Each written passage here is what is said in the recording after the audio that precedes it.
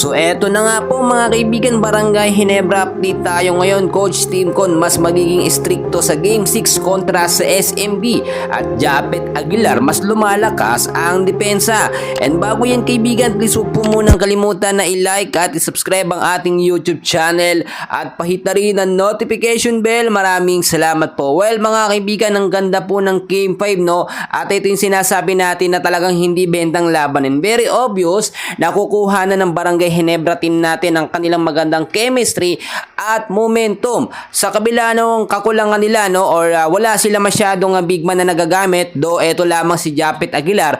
Ang ganda naman ng nangyayari ngayon mga kaibigan dahil nga po sa pagiging stricto ni Coach Tim Con sa sistema at sa rotasyon ng mga player ng Barangay Ginebra ay gumaganda ang performance ng Barangay Ginebra team. So huling laban mga kaibigan no, 121-92 po ang final score, which is lamang na lamang po talaga ang Barangay Ginebra mga kaibigan. So wala na itong overtime at nakita naman natin no, player of the game po etong si RJ Abarientos na meron pong 28 points, 3 rebound and 2 assists. Kung titignan nyo mga kaibigan, ang sinasabi natin dito basta mabigyan lamang ng maayos na chemistry at momentum mga player ng Barangay Ginebra ay talagang mahirap silang talunin. Nakita rin natin mga kaibigan, nag-stand out po no, ang maganda at malakas na depensa nga po nitong si Japet Aguilar doon nga po sa Game 5 kontra nga po sa San Miguel Beer. Ang sinasabi ko mga kaibigan, nasasanay na si Japet na kahit mag-isa lamang siya na big man or sentro ng Barangay Ginebra, pinananatili niya po yung malakas na ofensa at depensa.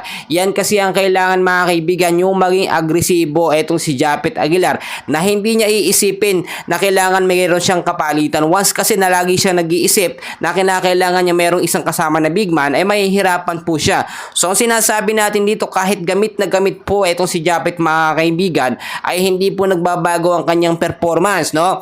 Kahit sa mga intense and crucial game, kayang-kaya pong makipagsabayan ni Japet. Ang ganda rin ng pinapakita mga kaibigan ni Justin Noypi Brownlee, and then wala talaga siyang kakupas-kupas no. Yung sinasabi natin ng mga huli sa mga intense and crucial game, yung mga buzzer beater shot itong si Justin Brownlee ay talagang hindi po nagbabago. So ang sinasabi ko ngayon, dahil nga po sa pagiging stricto lalo ni Coach Tim Con sa pagdedemand niya sa maayos na rotasyon ng player ng Barangay Ginebra, nakukuha ng Ginebra yung pagkapanalo no. Isang panalo na lamang mga kaibigan, and take note, papasok na po sa finals ang Barangay Ginebra team.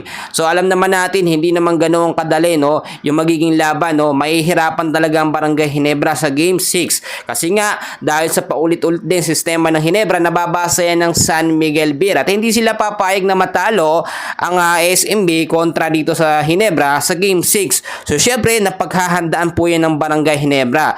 Ang sinasabi ko ngayon kailangan pa nga ba ng Barangay Ginebra ng dagdag or additional na big man no, sentro para sa mga susunod na laban. Do para sa akin kaibigan no, kailangan talaga magdagdag pa rin ng Barangay Ginebra ng sentro. Eto si Japet Aguilar, alam naman natin pinipilit niya, binibigay niya yung best niya, pero syempre napapagod din yan mga kaibigan. Not all the time ay nasa kondisyon po ang mga player ng Barangay Ginebra. Ang sinasabi ko tulad na lamang po no ni RJ Abarientos, hindi po sa lahat ng mga laban ay nasa kondisyon siya no. Minsan meron din siya mga error. Minsan yung mga fancy play niya ay talagang sumasablay. Si Stephen Holt ganun din. May mga game po siya na talagang ang ganda no. May mga game naman na puro sablay. Si Justin Brownlee, nakita natin yung consistency hindi po nawawala. Ang kinakailangan lamang dito, i-maintain lang din ni Japet Aguilar ang kanyang malakas na depensa, and for sure pasok na pasok po sa finals ang Barangay Ginebra. So yun lamang update natin, and please huwag kalimutan na i-like at i-subscribe ang ating YouTube channel. Maraming salamat po.